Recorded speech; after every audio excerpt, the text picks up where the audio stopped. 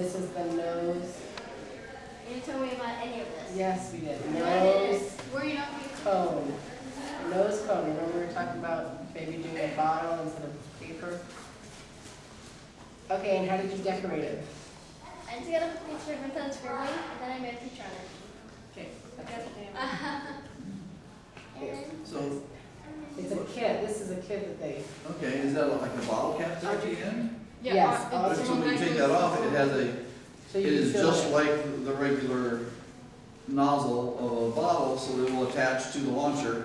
Right. Yeah, One of the things we've seen, one of the few things that causes trouble when we do the rocket launches is people will use the wrong nozzle, the wrong kind of bottle. Right. And then it's like, it's a great design, but it won't fly. You can't make it fly if it doesn't actually attach like a regular bottle. So as they have an adaptation like this, as long as they make it to the right specification at the bottom, Yeah. it'll work fine. McKinley, so sure. Oh, well, I did basically the same thing as her, but I just had different designs. I just had a bunch of different logos. Now, did you print your own fins or No. did you order those? They were from Victoria's extra fin. Yeah. She put a cape on it because she wanted to see what would be the difference with it, like having a cape, would it help it fly better? Like capes have it or not, so. And I did just One thing that we've seen with multiple rocket launches is that the fins help stabilize some, but you can also use streamers that will drop down below the rocket and they'll help it stabilize. Oh. So that's kind of like a cape but in long strips. So a non-rigid cape might actually stabilize it some. Where would you attach that, to the fins? Or just tape to the bottle around the bottle. Oh, like you have that a little bit around. Yeah, one thing I can tell you, that if you've got it set up, like hers was set up to spin nice and slow, which means the angle is just slight. Just a little bit of Just a angle, little yeah. bit of angle, and then it spins nice. Mhm. But if you go to putting strings on it with that, all it will do is tangle up the It'll wrap them up. Yeah, it will do. Yeah. So You need fins or streamers, probably not both. Okay. Alex, you want to tell about yours? Well, oh, yeah. So mine came from the kit. The kit box is at home because I couldn't get it, but so the bottle I just used from the kit, and I just used a paper and decorated it, and then I also put the lines for where it's marked to fill it on the actual bottle, since the paper ended up covering it. And then the fins came with the kit, and I did check with the fins that go with that we have from McKinley, and I'll just set if it goes with this, and it does fit. So we'll work with that launcher. It just says to do it like this and have an air pump, so that's something I'll do. Go ahead, you're next. Okay. So I made mine out of paper and a Sprite bottle and a Cheerios box, and then I put MECATX on the side. It hurts so high, didn't Yeah. Now, I noticed when you attached your fins, you've got tabs going both directions. Why'd you do that? So it stays on.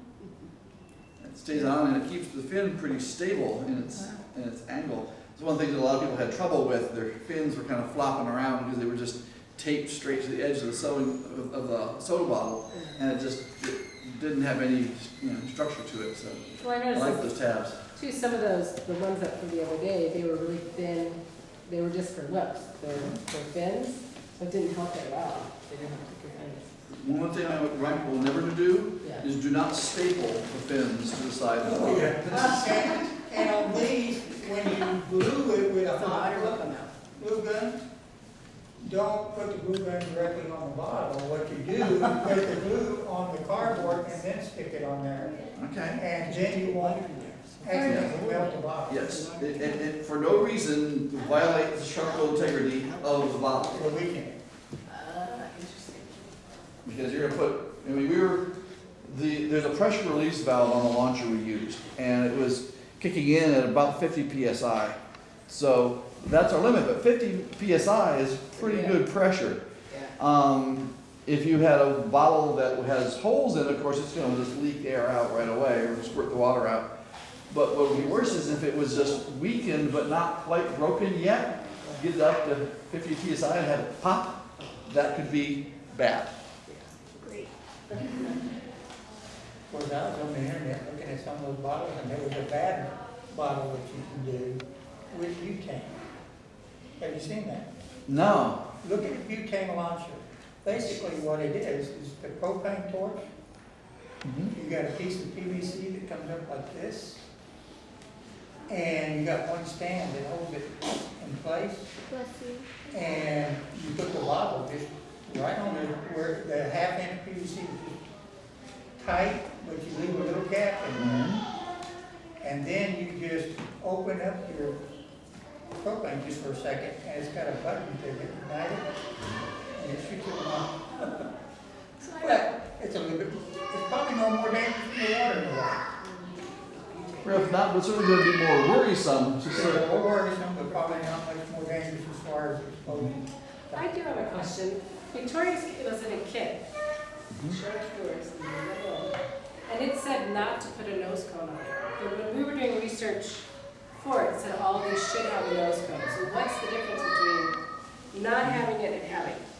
Well, it depends on what speed your rocket is flying at. Okay. If the rocket is flying fast enough, like a real rocket, the nose cone basically helps split the air so you're not getting turbulence of air against the flat face of that bottom of the bottle. Right?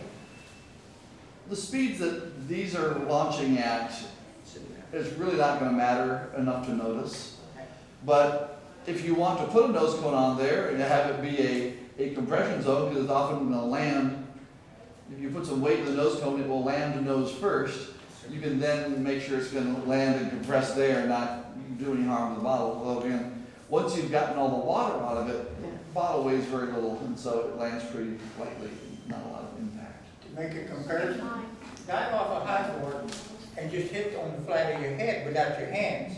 It will cut through the water with your hands out, and if you don't, you'll find out the pressure that water hits your head is about the same as air going on a rocket.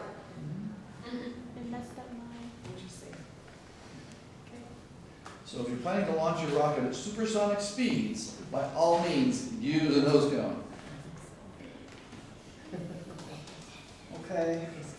We haven't talked about the parachute. Yeah. I'd really like to hear more about that, because that was pretty cool. It was the only parachute we saw out at a rocket launch. The parachute my grandpa made for me out of a trash bag by cutting off parts of the bag to make it a circle.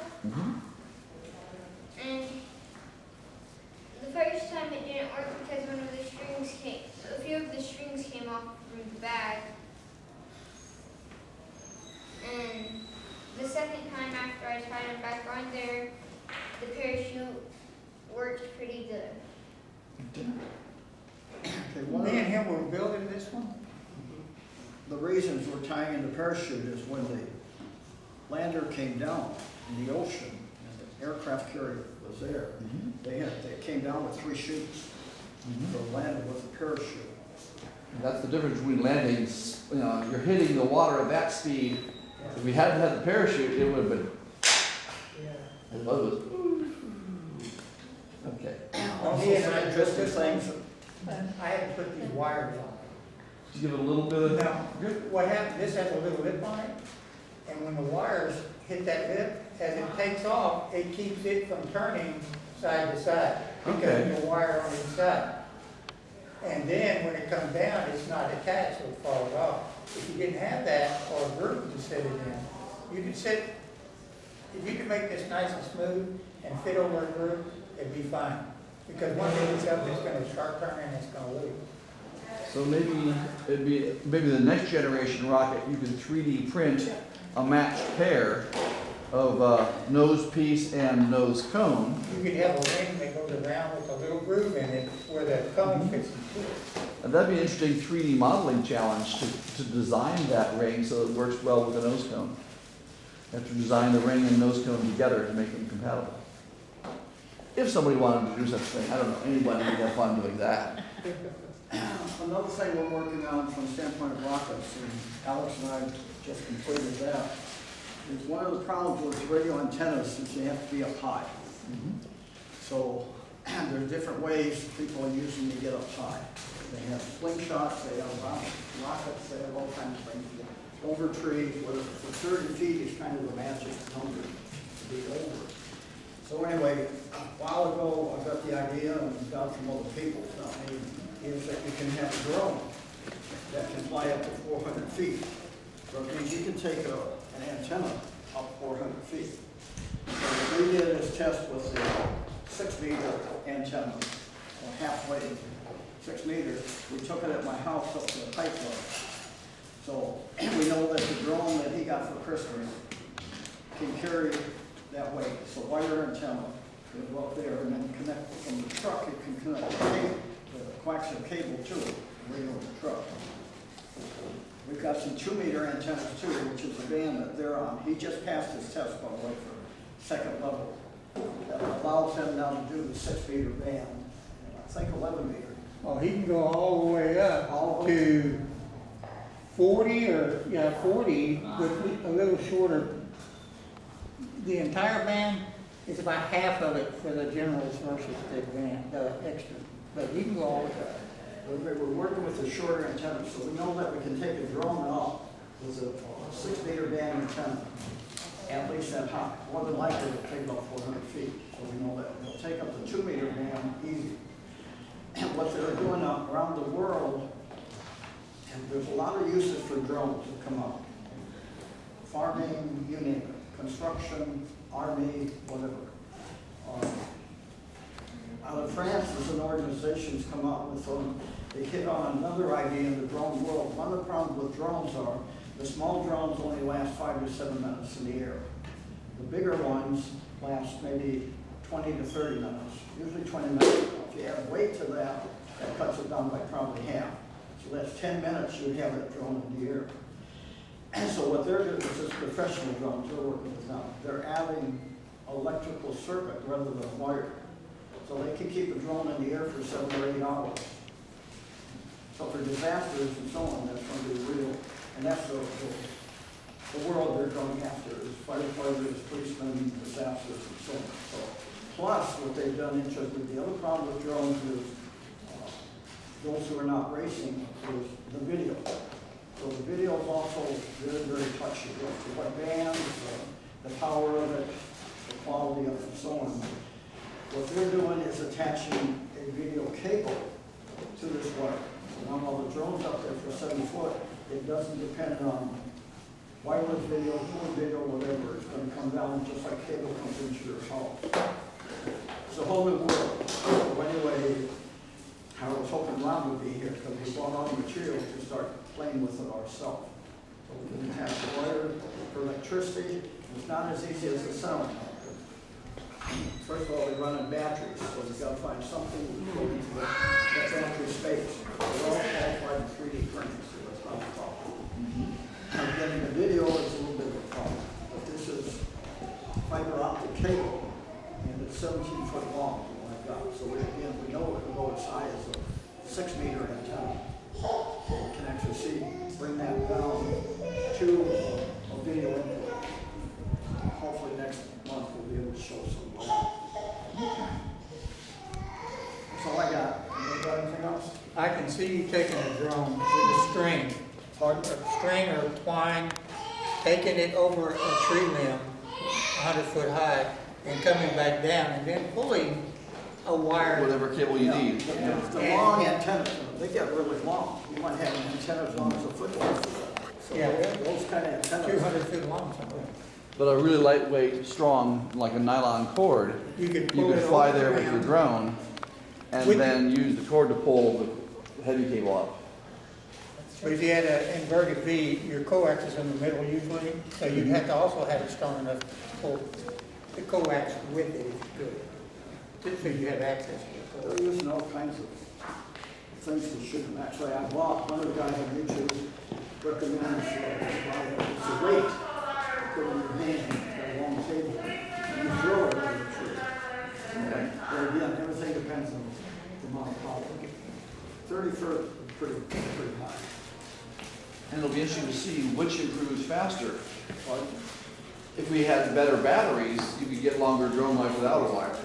If we had better video compression, you could send a video signal back. I think the exploration of using drones is going to push. Listen to what he's saying. This is very pertinent. Yeah. So it's which of these technologies do you want to improve first? You know, or which of them it'll be interesting to see which does improve first. We need a better battery. We need a better video compression. We need a better. Let's see, we were transmitting. The battery 100% because all that stuff runs on You battery. all know what 4K video is? 4,000. Most of us don't have it in our house. The TV back in the teen zone is a 4K TV. It's Hospitals it's now, flat screen. for MRIs, are using 5K video for the doctor, not for anybody else, but for the doctor who's going to read it. But anyway, the point being is that when we landed on the moon, they had this technology available, which is called HD, high density compared with SD. When we landed on the moon in '69, we had HD available